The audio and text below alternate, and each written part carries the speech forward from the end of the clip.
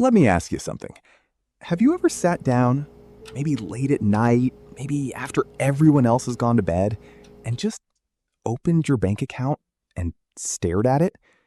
Not because something was wrong, not because a bill was due, just to look, just to see where things actually stood.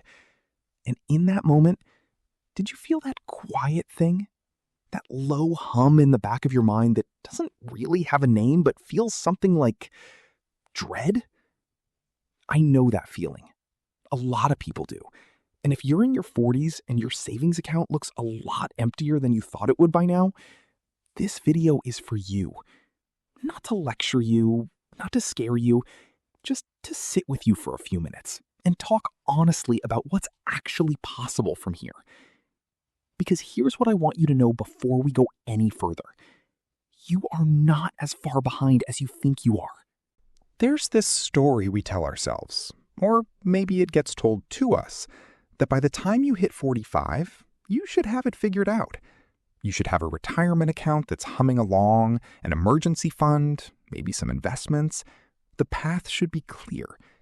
And when it isn't, when you're 45 and you look at your savings and there's almost nothing there, the mind goes to a dark place very quickly. It starts doing this thing where it collapses all the time you have left into a single terrifying number.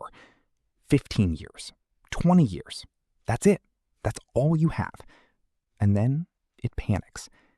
But here's what that feeling gets wrong. It's measuring the wrong thing. It's looking at how far you are from the finish line instead of how much ground you can actually cover from here. And those two things are very different calculations. The reason most people feel hopeless at 45 with no savings isn't because their situation is hopeless. It's because nobody ever showed them what the math actually looks like when you start now. They just know the math of starting at 25. They've seen that chart 100 times. Invest early, let compound interest work, retire comfortably, but nobody shows you the chart for 45. And I think that's a serious failure. So let's look at it together.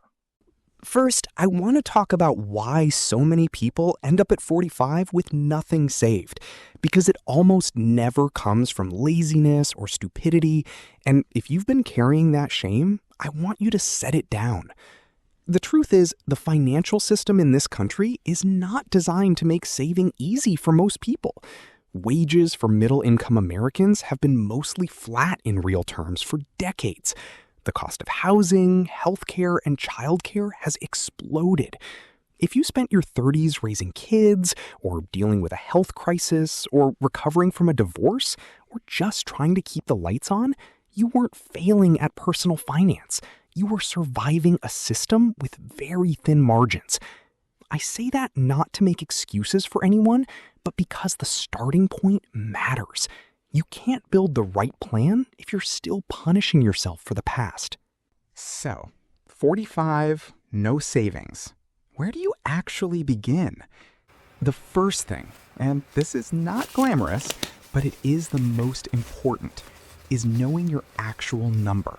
Not some vague feeling that you don't have enough. The real number.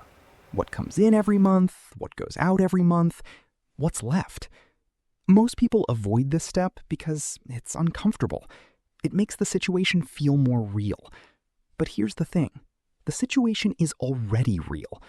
Looking at it doesn't make it worse. It just gives you something to work with. Once you know that number, once you know what's actually left at the end of each month, the question becomes, what is the smallest amount I can start moving in a different direction? And I mean the smallest. I'm not going to tell you to cut out coffee or cancel Netflix.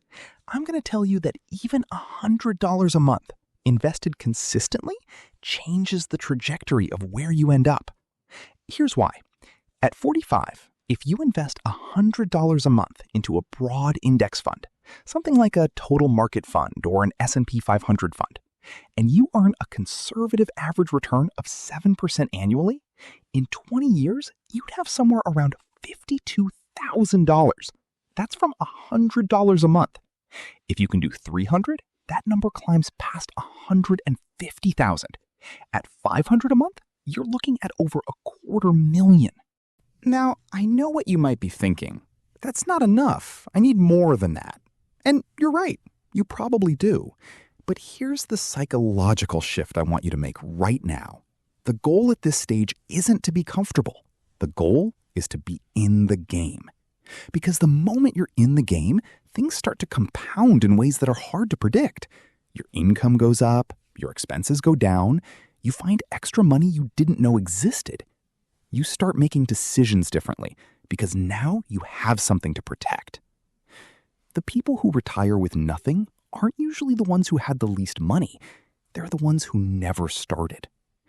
So let's talk about where to actually put this money, because this is where a lot of people get stuck. They feel like they need to understand everything before they start, and that paralysis costs them months or years.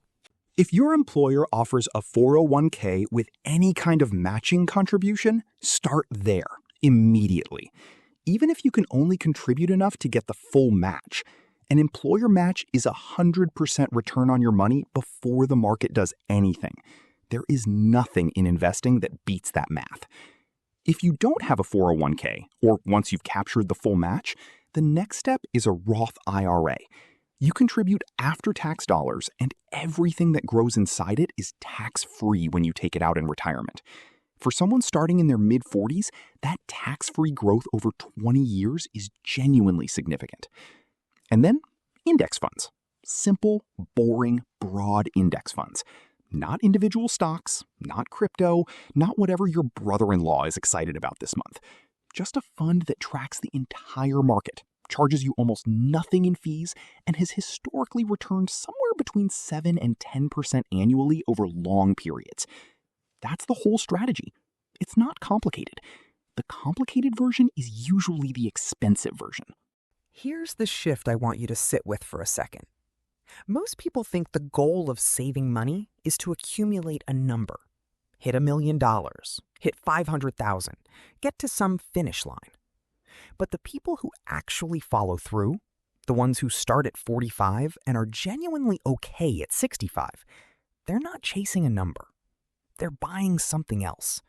They're buying options. They're buying the ability to say no to things that drain them. They're buying time with people they love. They're buying the feeling of waking up on a Monday morning and not having that quiet dread sitting on their chest. Money at this stage of life isn't really about money. It's about what the absence of it costs you in peace of mind every single day. And when you reframe it that way, when saving stops being about discipline and starts being about building something that actually protects your quality of life, it gets easier. Not easy, but easier. Because you're not depriving yourself anymore. You're choosing yourself. So, what does the actual plan look like? Let me walk you through it simply. The first thing you do this week, not next month, this week, is sit down with your real numbers. Income minus expenses, what's left? Even if the number is small, especially if the number is small. The second thing you do is contact your HR department and ask about your 401k. If there's a match and you're not capturing all of it, that becomes the first priority, today. The third thing, if you don't have one already, open a Roth IRA. It takes about 15 minutes online. Fidelity, Vanguard, Schwab, any of the major ones. You don't need to put money in it immediately. Just open the account so the door is open. The fourth thing is to find the smallest realistic amount you can commit to investing every single month without it feeling like punishment. Maybe it's $50, maybe it's $200. Whatever it is, automate it. Set up the automatic transfer so it happens before you ever see the money in your checking account. And the fifth thing, and this is the one people skip, is to stop waiting until you understand everything before you start. You don't need to understand options trading.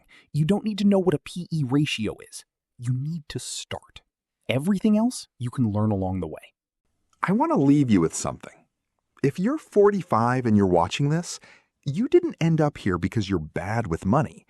You ended up here because life is expensive and complicated, and nobody teaches you this stuff when it would have actually helped. But here's what's also true. You have more time than the panic is telling you. You have more capacity than the shame is letting you see. And the decision you make this week even a small one, will matter more than you can feel right now. The goal isn't to retire rich. The goal is to retire free, to reach a point where your choices are your own again, where you're not making decisions out of fear or desperation, but out of genuine preference. That's available to you. It genuinely is. Not through some dramatic overhaul of your life, just through a series of small, consistent decisions that start now. Progress beats perfection. Starting beats waiting. And the best time to begin is always, quietly, without fanfare, right now. I'll see you in the next one.